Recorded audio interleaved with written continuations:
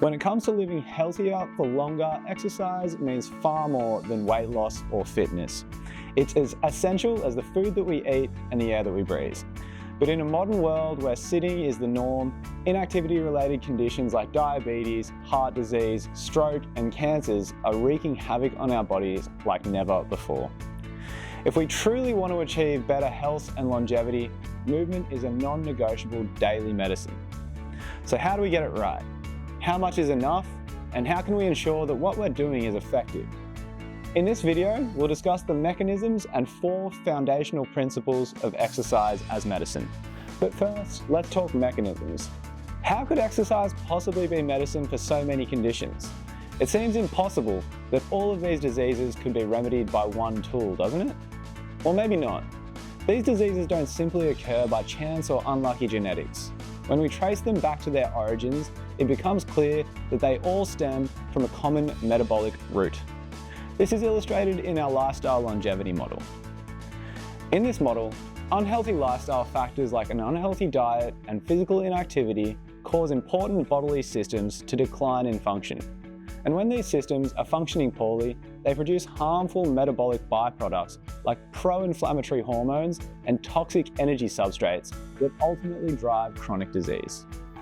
Importantly, the modern medical model intervenes at stage 3, where it identifies harmful metabolic byproducts in the blood or through screening, when unfortunately much of the damage has already been done. Conversely, early exercise treats and prevents these diseases by repairing the damaged metabolic pathways that caused them in the first place, preventing considerable damage and suffering in the process. So what do we need to do to mend our metabolism to prevent chronic ill health with exercise? Here are the 4 essential pillars of exercise as medicine. Exercise medicine principle number 1, movement is a medicine to be taken daily. If a doctor were to prescribe a daily blood pressure medication to manage elevated blood pressure, we can't just take the medication haphazardly on, say, 3 days a week and expect to achieve the same benefits that we'd hoped for. In fact, it's unlikely that we'd see any change at all. Exercise is the same. Health organisations recommend 150 to 300 minutes worth of exercise per week, but we shouldn't try to achieve this all in 1 or 2 goes. Benefits like improved blood pressure only last about 24 hours post-exercise. Positive blood sugar effects only last about 72 hours, and metabolic and fitness gains only endure up to about 4 days. So we need to exercise frequently enough that the benefits don't wear off. And with regular exercise, these benefits are sustained, accumulating over time to significant health improvements. Exercise medicine principle number 2, you can't out-exercise a sedentary lifestyle. Broadly speaking, movement can be broken down into 2 categories, physical activity and exercise. They're both forms of movement, but their effects are completely independent. This means that when combined, the benefits are additive, but it also means that we can't out-exercise a sedentary lifestyle. So it's important to know the differences and how to balance them appropriately. Firstly, physical activity encompasses any bodily movement that burns energy, such as walking, gardening, shopping, or recreational activities. As long as you're not sitting still, you're engaging in physical activity. Regular physical activity keeps our metabolic machinery active at a low level, preventing it from ever going dormant or becoming inefficient. This helps to stave off chronic conditions associated with inactivity. Generally, any amount of physical activity is beneficial, and increasing it further enhances the positive effects. It's also important to keep in mind that metabolic machinery needs to stay active by breaking up long periods of sitting with brief movement every 30 to 60 minutes. On the other hand, exercise is a more structured form of physical activity that is planned, vigorous, and purposefully designed to enhance health and fitness. It involves manipulating factors such as frequency, intensity, duration, and the type of exercise to maximize the health benefits on a larger scale.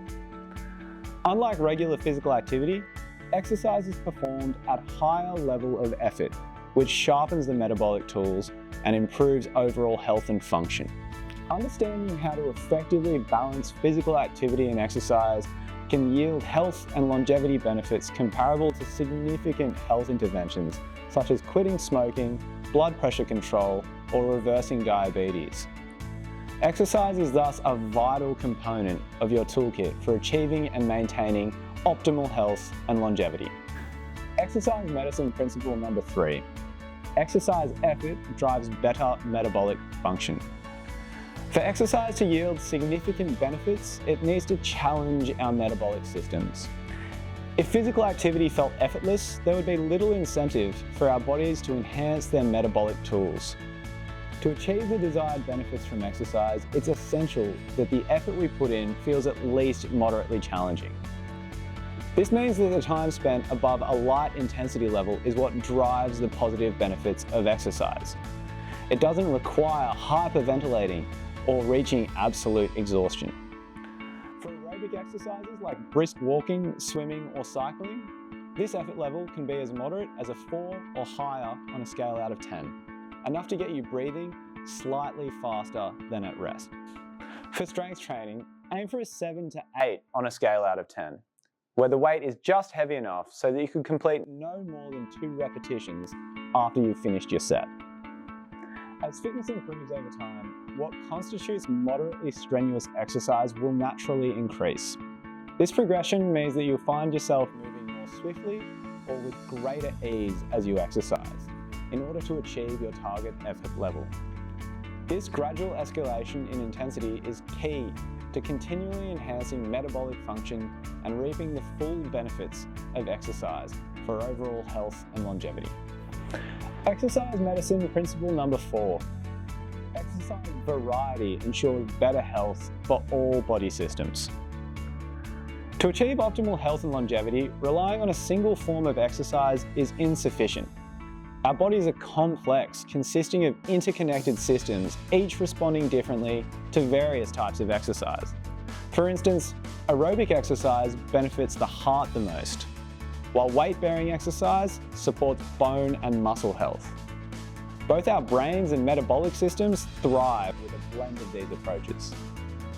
Comparably, we should view exercise for health and longevity like maintaining a balanced and diverse diet. Just as relying on a single food type can lead to nutritional deficiencies, focusing solely on one type of exercise neglects other vital aspects of physical well-being. To promote healthy longevity, it's crucial to incorporate a variety of exercise into your routine. A well-rounded exercise program should include regular aerobic exercise on most days of the week, complemented by strength training, flexibility, and postural sessions at least twice per week. This balanced approach ensures comprehensive support for all body systems, fostering overall health and longevity.